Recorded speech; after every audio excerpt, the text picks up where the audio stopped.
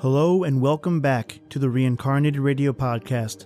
I'm your host, Dave Stishan, and once again I'm bringing you one of the scariest, creepiest, and most skin-crawling tales of terror that the golden age of radio had to offer. This week's story is about a reporter who finds a Jane Doe. With a mysterious doll clutched in her arms, and begs to ask the question, who can you really trust? Today, the cast of B.K. Dawson and myself reincarnate Death of a Doll from the Inner Sanctum Mysteries, which originally aired on October 18th, 1948. So turn off the lights, gather round, and remember, these tales scared your grandpappy first, and enjoy the Reincarnated Radio Podcast.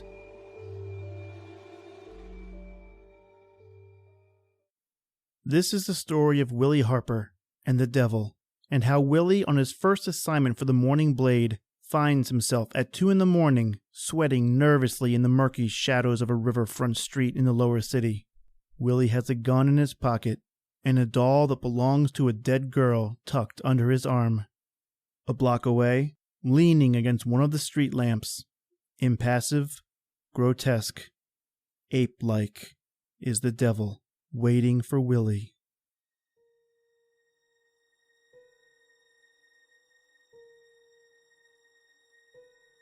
I keep saying this is 1948.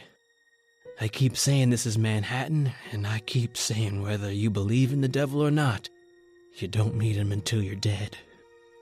But believe me, that's the devil over there under that lamp. At 3 o'clock, he's coming for me. Sure, you've got the right to think I'm crazy, standing around waiting to be killed, with a doll underneath my arm.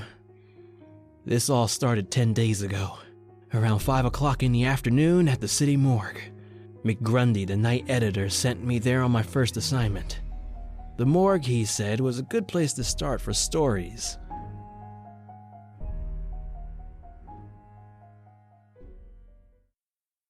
Looks like you might be in luck. Oh yeah? How's that? Come around the table. What's your name? Will Harper. Well, all right, Willie. Come on down to the coolers with me. Unless I'm very wrong, I've got a story in there for you. A girl in locker number 7. Been here 4 days. Tomorrow, we close the case on her. What does that mean, Mr. Jackson? It means, in spite of everything the police have been able to do, they can't find out her name, where she lived, or anyone that knew her. How was she found? Tugboat crew fished her out of the East River. Tomorrow she goes to the city burial grounds in a plain box marked Jane Doe. Well, that's horrible. Just dying and nobody to... Do you think she was murdered? There's not a mark on her. Police say she wasn't, but I want you to look at her face. Tell me what you think. This is Jane Doe. I want you to see her face, Willie. Tell me what you see in it. A strange emotion shook me. She didn't seem dead to me. Her skin was perfect ivory. Her hair was fine spun copper. Her lips twisted slightly. I blushed and turned away, imagining to myself what those lips must have looked like with life's color in them. Jackson led me back to his office without speaking. As I lit a shaky cigarette, he fished a brown paper bag out of his desk. He handed it to me, tilting it forward as he did so. Mama! Mama! What the devil? Yeah, and when they pulled her out, she was clutching this doll close to her. Even the doll hasn't helped trace her. The police are through with it. Mr. Jackson, you'll think I'm nuts, but I suddenly feel sore, boiling mad. I don't know why, but I think she was murdered. The look on her face. Kinda asks you to help. Yes. A dead girl nobody wants, and a doll. There's your story, Willie. Too bad you didn't know her before. Yeah, thanks. Here, take the doll along with you.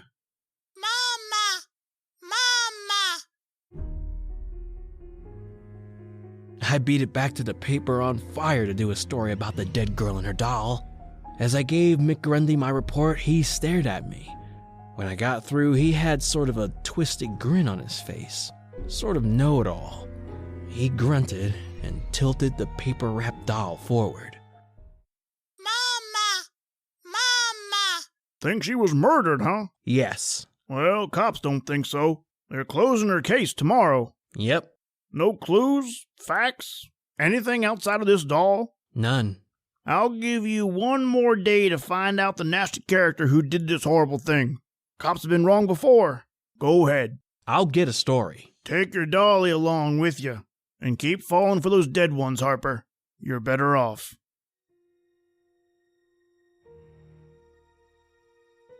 Now I know why I resented that crack of McGrundy's. Half an hour later, disgusted with my own morbidity, I went to my room before going out to eat. Slammed the door and tossed the doll into a chair. Mama! Mama! I couldn't shake the feeling that the nameless girl in the morgue had something to say to me. If only the doll could talk, could tell me about her. What was she like? Was her voice soft? Was she kind? Who was cruel to her? Who killed her, doll? Who? I grinned sheepishly at myself in the mirror, and with that gesture, this story really begins. The next few moments remain electrifyingly vivid. I had set the doll down on the bureau. I didn't even touch it, wasn't even looking at it when a new sound came from it.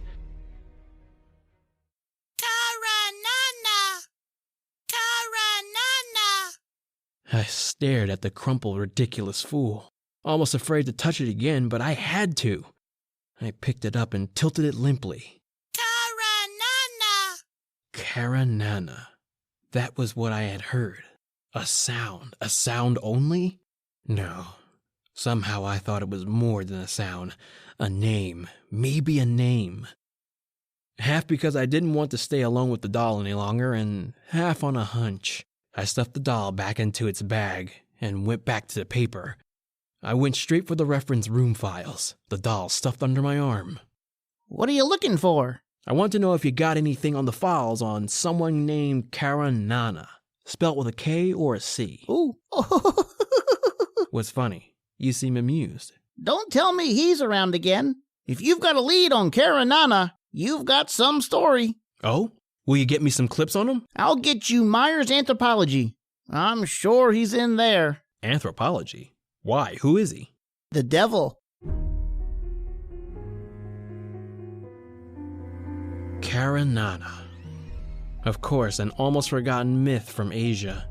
Lucifer on Earth wearing out one body after another, walking the earth always. I remember it now from college. I decided on a long walk down 5th Avenue.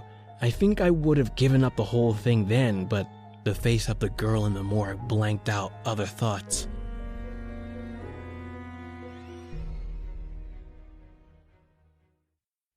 When I reached Washington Square, it was dusk. The sidewalk artists were packing up their canvases as I passed them. All but one, that is.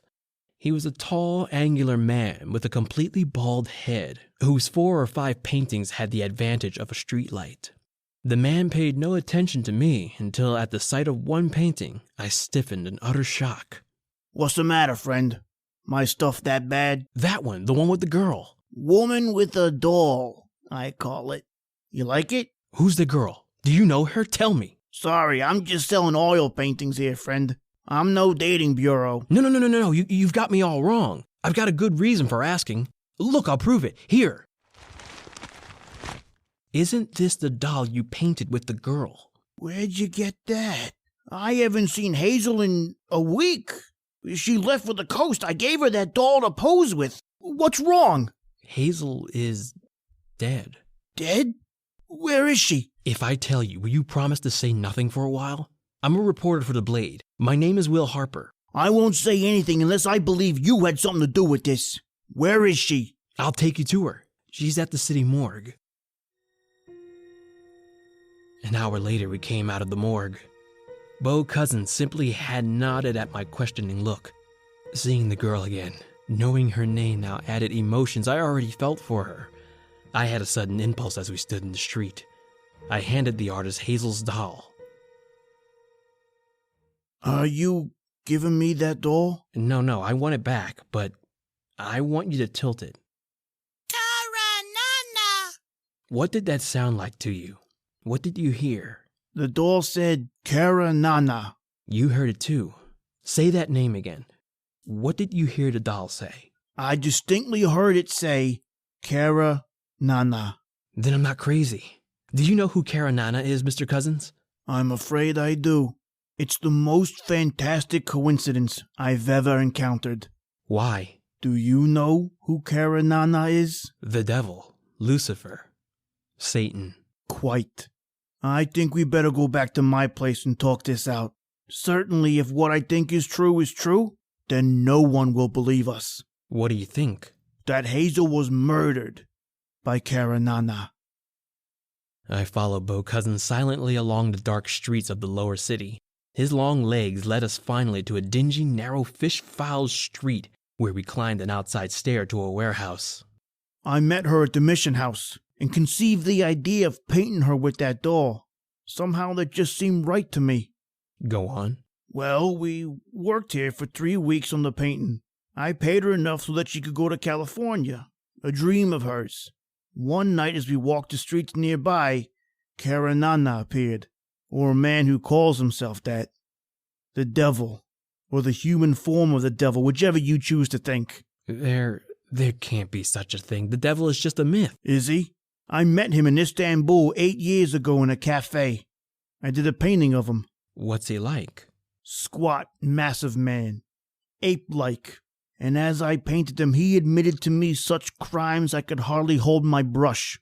He made his living as a professional murderer, very discreetly, very cleverly, and very effectively. Why didn't you turn him in? Really? I like to paint and I like to live. He was so pleased with the picture I made and gave him that he told me any time I needed to rid myself of some embarrassing person, he'd be around. Lucky you. But who believed that story? We do, Willie, and that's the important thing. You have any spare cash? Why? I got about $150.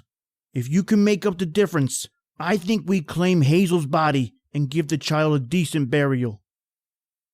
I fixed it up with Jackson at the morgue. Beau Cousins and I, plus 2 gravediggers in the city cemetery, were watching a bright new casket being lowered into a new grave. Man that is born of woman hath but a short time to live, and is full of misery. He cometh up, and is cut down like a flower. He fleeth as it were a shadow, and never continueth in one stay.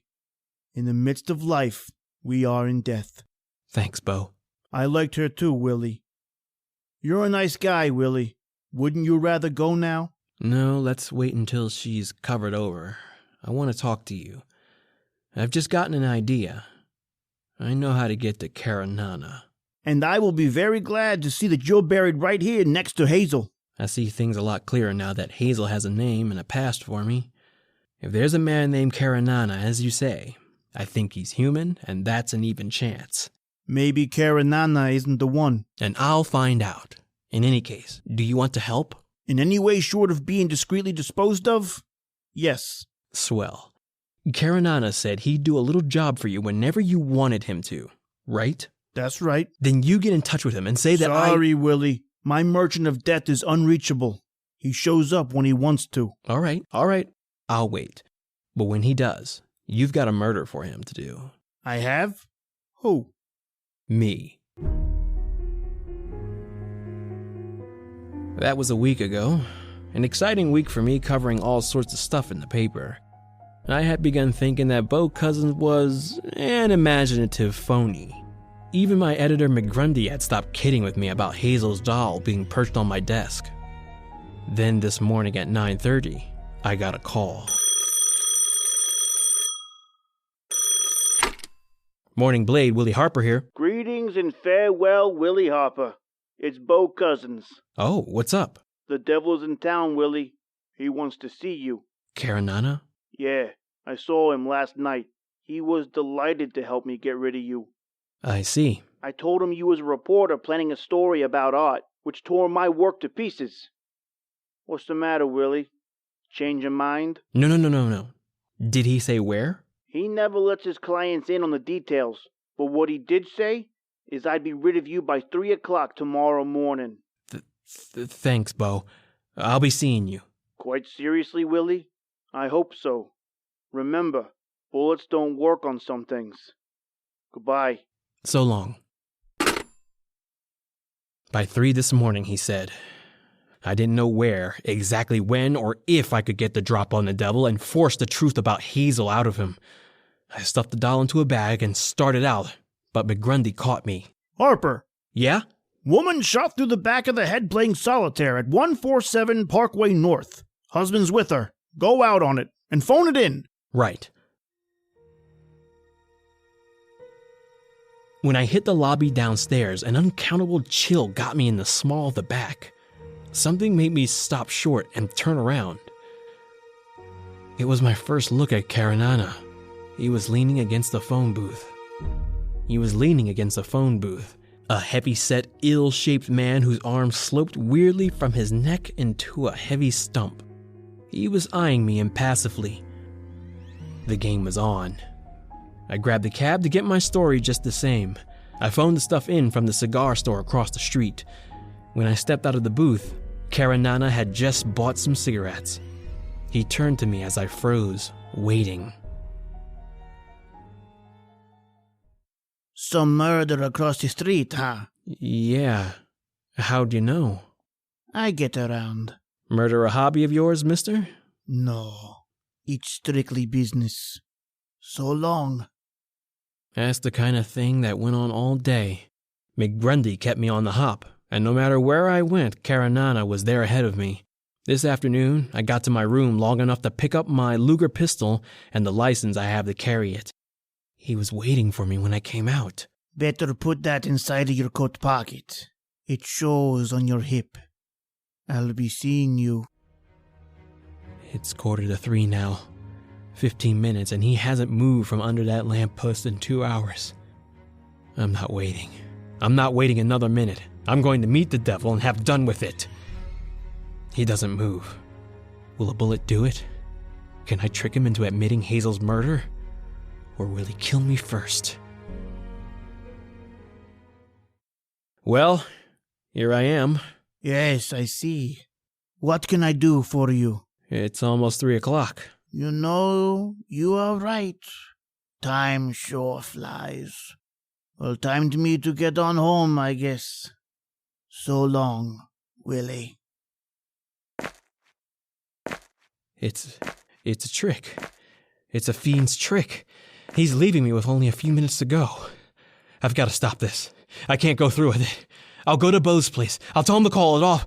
I don't want to die. Willie! Beau! I was running for your place. I thought you might be down this way.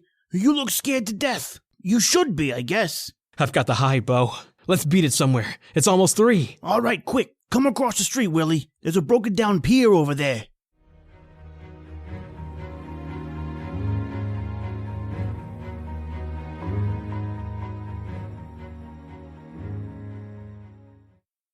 It's dark here, Willie. We'll be safe here for a while. You've certainly worked yourself up, huh? Is that the door there? Yeah. I don't know why I carried it. Well, I'm glad you did. You got your gun with you? Yeah, my Luger. Let me have it. You're too wrought up. Here. Now just be still for a moment.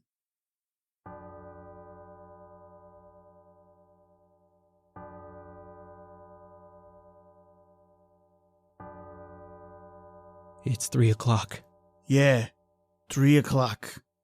Time for us to part. What do you mean?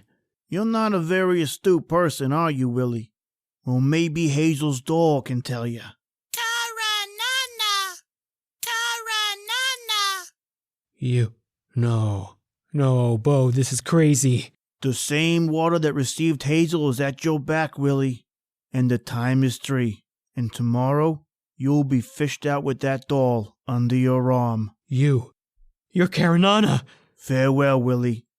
Hazel, poor sweet child, learned the same truth by accident. Oh, you dirty, filthy!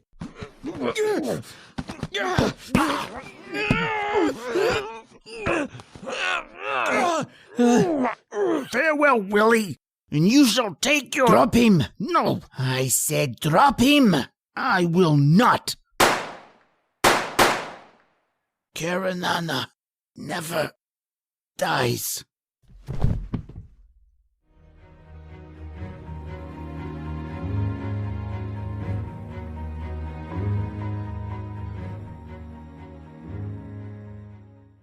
How's the head feel now, Willie? Better, Mr. McGrundy.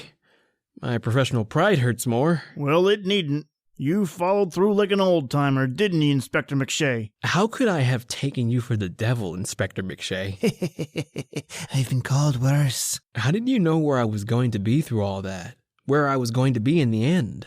You see, I cover the morgue, Willie. When a young guy decides to claim a corpse, it's time to follow up on it. You seemed okay, but Cousins turned out to be wanted as a professional killer.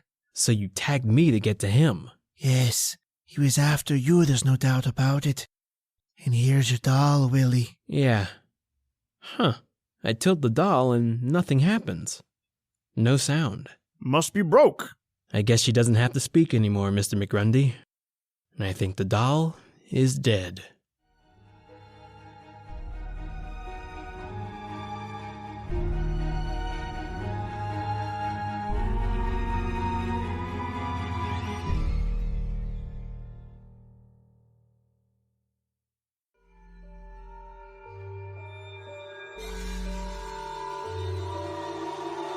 And that concludes our reincarnation of The Death of a Doll from the Inner Sanctum Mysteries in another episode of the Reincarnated Radio Podcast.